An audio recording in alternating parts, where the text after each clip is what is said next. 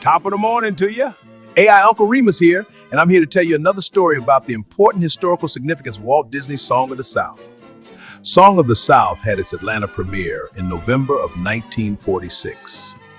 Immediately following that Georgia premiere, Mr. Disney took a plane to Ireland on his first research trip for his next planned film. That film ultimately became Darby O'Gill and the Little People. Mr. Disney told the media he was out hunting for leprechauns. While it would take Mr. Disney over a decade to complete this film, Song of the South and Darby O'Gill and the Little People have a lot in common. And it's worth pointing out how these two films are intricately intertwined. The major theme of both films is about how the power of storytelling is instrumental in a culture's heritage. And the way this is presented is startlingly similar in the plots of each film's story. Song of the South is a film about one culture crossing racial barriers with its stories to share their heritage with another, and the opposition of some within that other culture to that reception. Darby O'Gill and the Little People is about passing on cultural wisdom through storytelling to the next generation, and the ridicule some within that generation reject that wisdom. Song of the South features a poor elderly storyteller who's the caretaker of a wealthy estate. He speaks in a cultural dialect and interacts with the fantasy characters that he tells stories about in several sequences throughout the course of the film. In the climax, the child he's mentored is injured by a farm animal and lays on his deathbed until Uncle Remus intervenes. Darby O'Gill and the Little People features a poor elderly storyteller who's the caretaker of a wealthy estate. He speaks in a cultural dialect and interacts with the fantasy characters that he tells stories about in several sequences throughout the course of the film. In the climax, his daughter is injured by a farm animal and lays on her deathbed until he intervenes. Confused? I promise they're anything but the same old story. Both films end with a family coming together, and both films were very personal projects close to Mr. Disney's heart. In fact, the reason Walt Disney was known as Uncle Walt originated with Song of the South.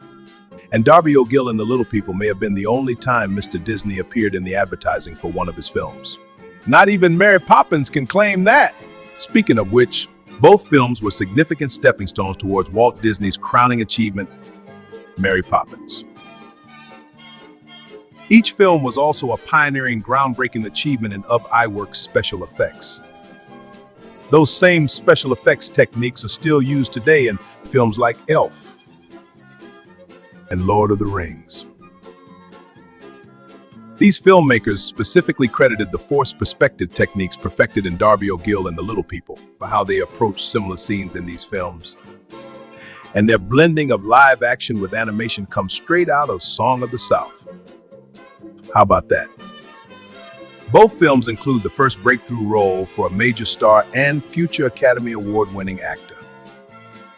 Both films also celebrate a culture that was historically marginalized and segregated against in America's past. Both films also highlight the faith traditions of the cultures they represent, treating them with dignity and respect. Upon their original release, both films also faced a handful of small, politically motivated boycotts from organizations who'd never seen them. Both stories also deal with freedom. In the critter tales that Uncle Remus tells, Brer Rabbit repeatedly has to find his way out of trouble and back to his freedom. And since he's a free man, when Uncle Remus is forbidden to tell his stories, he's free to leave the plantation and heads to Atlanta. While Darby O'Gill finds himself imprisoned by the king of the leprechauns and escapes to his freedom, phew, he just made it, only to return the favor. My, oh my, how the tables have turned.